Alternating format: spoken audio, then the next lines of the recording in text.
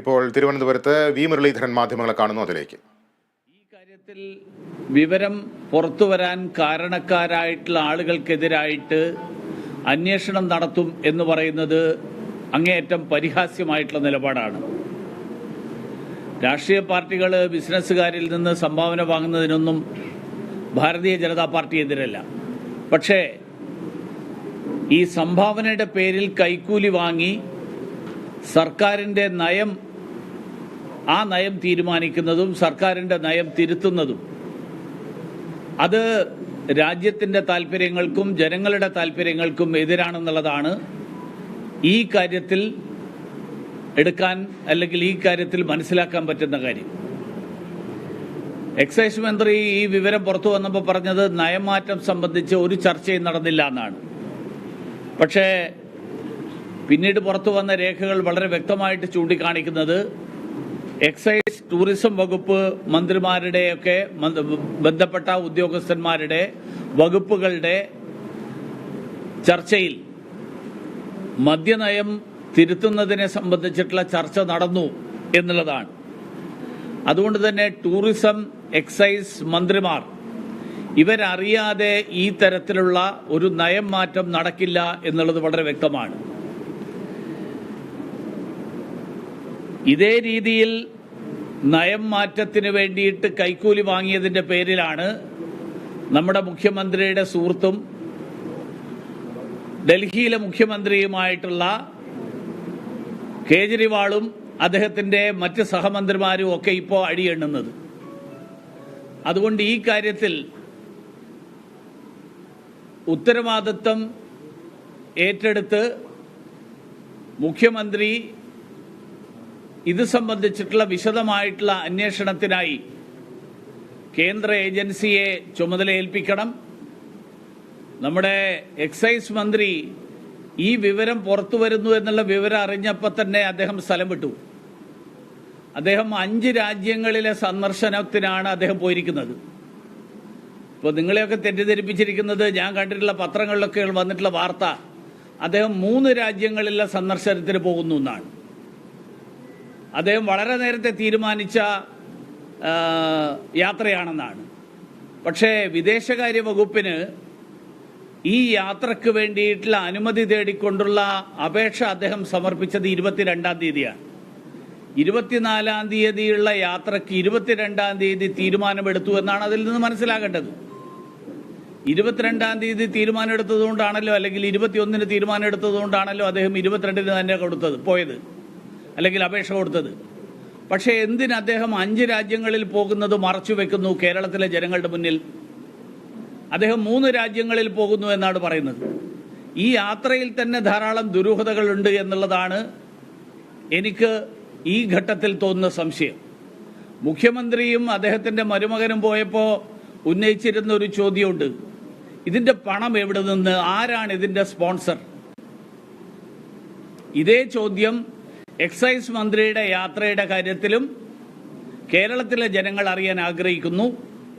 കേരളത്തിലെ എക്സൈസ് മന്ത്രി മാർക്സിസ്റ്റ് പാർട്ടിയുടെ നേതാവാണ്, തൊഴിലാളി പാർട്ടിയുടെ നേതാവാണ്, സ്വന്തമായിട്ട് ബിസിനസ്സൊന്നും ഇല്ലാത്ത ഒരാളാണ്. അദ്ദേഹത്തിന് 5 രാജ്യങ്ങളിൽ കുടുംബസമേതം ഏതാണ്ട് 10 ദിവസം നീണ്ടു നിൽക്കുന്ന യാത്ര നടത്താനുള്ള സാമ്പത്തികമായിട്ടുള്ള പിന്തുണ അത് ആരിൽ നിന്നാണ് കിട്ടുന്നത്?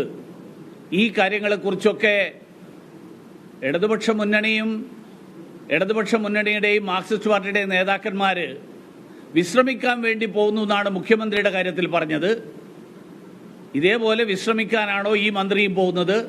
നമ്മുടെ രാജ്യത്തെ ജനങ്ങളൊക്കെ വിശ്രമിക്കാൻ വേണ്ടിയിട്ട് വിദേശത്ത് പോകുന്നതിനെ പ്രോത്സാഹിപ്പിക്കണം എന്നുള്ള സമീപനമാണോ സംസ്ഥാന സർക്കാരിനുള്ളത് എന്നുള്ളതൊക്കെ കേരളത്തിലെ ജനങ്ങൾ ചോദിക്കുന്ന ചോദ്യങ്ങളാണ്. ഈ ചോദ്യങ്ങൾക്ക് കൂടി വരും ദിവസങ്ങളിൽ മാർക്സിസ്റ്റ് പാർട്ടിയുടെ നേതാക്കന്മാരും മുഖ്യമന്ത്രിയും ഒക്കെ ജനങ്ങളോട് വിശദീകരിക്കണം എന്നാണ് എനിക്ക് ആവശ്യപ്പെടാനുള്ളത്.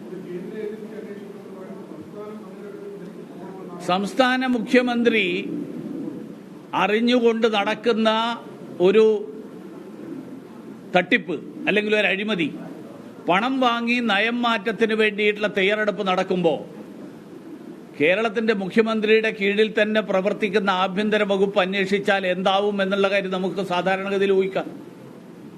അതുകൊണ്ട് സംസ്ഥാന മുഖ്യമന്ത്രിക്ക് ഈ കാര്യത്തിൽ ഒളിച്ചുവെക്കാൻ ഒന്നുമില്ലെങ്കിൽ അദ്ദേഹം വസ്തുതകൾ പുറത്തു വരാൻ വേണ്ടിയിട്ട് നിഷ്പക്ഷമായിട്ടുള്ള ഒരു അന്വേഷണം നടക്കാൻ വേണ്ടിയിട്ട് കേന്ദ്ര ഏജൻസി ഏൽപ്പിക്കണം എന്നാണ് എനിക്ക് ആവശ്യപ്പെടാൻ. ഇതുവരെ അങ്ങനെ ഒരു അനുമതിക്കുള്ള ഒരു രേഖ അദ്ദേഹം 22-ാം തീയതി സമർപ്പിച്ചതായിട്ടറിയാം. സാധാരണഗതിയിൽ വിദേശകാര്യ വകുപ്പ്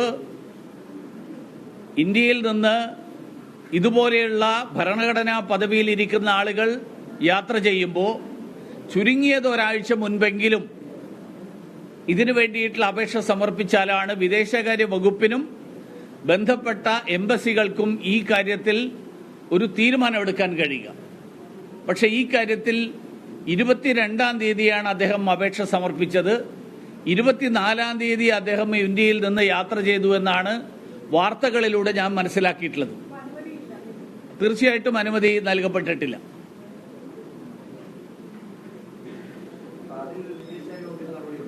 അല്ല, നടപടിയില്ല. ഇത്തരം കാര്യങ്ങളൊക്കെ ഒരു ഗൈഡ് ലൈനാണ്. പ്രോട്ടോകോൾ എന്ന് പറയുന്നത് നിയമം അല്ല. അതുകൊണ്ട് പ്രോട്ടോകോൾ ലംഘിച്ചു എന്നുള്ളതിൻ്റെ പേരിൽ കുറ്റം ചുമത്തി ഇന്ത്യൻ ശിക്ഷാ നിയമത്തിൽ ഇന്ന വകുപ്പുകൾ എന്നുള്ളതല്ല. പക്ഷേ പാസ്പോർട്ട് ആക്ടുമായിട്ട് ബന്ധപ്പെട്ടിട്ടുള്ള പല കാര്യങ്ങൾ വരും. കാരണം ഇന്ത്യയിലെ ഒരു ഭരണഘടനാ പദവിയിലുള്ള ഒരു വ്യക്തി വിദേശ രാജ്യത്ത് പോകുമ്പോൾ പൊളിറ്റിക്കൽ ക്ലിയറൻസിന് വേണ്ടിയിട്ട് അപേക്ഷിക്കണം എന്നുള്ള നിബന്ധന ഉണ്ടാക്കിയിരിക്കുന്നത് അന്താരാഷ്ട്ര ബന്ധങ്ങളും അതുപോലെയുള്ള പല വിഷയങ്ങളുമായിട്ട് ബന്ധപ്പെട്ടിട്ടുള്ള കാര്യങ്ങൾ ഇതിൽ ഉൾപ്പെടുന്നത് കൊണ്ടാണ്. അതുകൊണ്ട് ആണ് ഈ കാര്യം നിഷ്കർഷിക്കപ്പെട്ടിട്ടുള്ളത്. പക്ഷെ അത് ലംഘിച്ചു എന്നുള്ളത് ഒരു വസ്തുതയുമാണ്. പക്ഷെ എൻ്റെ പ്രധാനപ്പെട്ട പ്രശ്നം ആ പ്രശ്നമല്ല.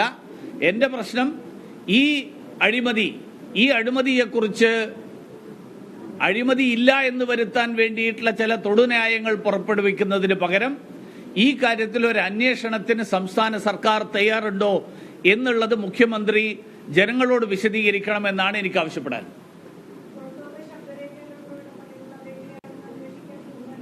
അല്ല, പുറത്തു വന്ന ശബ്ദരേഖയിൽ പറയുന്ന കാര്യം വളരെ സിമ്പിളാണ്. കാരണം ആളുകളെ ഒന്നും ഫോൺ ചെയ്തിട്ട് എടുക്കുന്നില്ല, അതുകൊണ്ട് ഞാൻ ഈ ഗ്രൂപ്പിൽ ഇടുന്നു എന്നാണ് പറഞ്ഞിരിക്കുന്നത്. അത് ബോധപൂർവം ആരെങ്കിലും കരിവാരിത്തേക്കാൻ വേണ്ടി ചെയ്തതാണെന്ന് പ്രഥമ ദൃഷ്ട്യാ സംശയിക്കാനുള്ള ഒരു കാരണമില്ല. അതുകൊണ്ട് അതൊരു വസ്തുതയായിട്ട് തന്നെ കണക്കാക്കണം.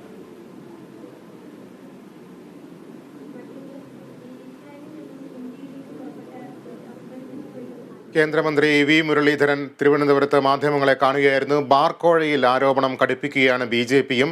എക്സൈസ് മന്ത്രിയുടെ വിദേശ സന്ദർശനത്തിലും ദുരൂഹത ആരോപിക്കുകയാണ് വി മുരളീധരൻ. വിദേശകാര്യ മന്ത്രാലയത്തിൻ്റെ അനുമതി ഇല്ലാതെയാണ് മന്ത്രി MB രാജേഷിൻ്റെ വിദേശ സന്ദർശനമെന്ന് അദ്ദേഹം പറയുന്നു.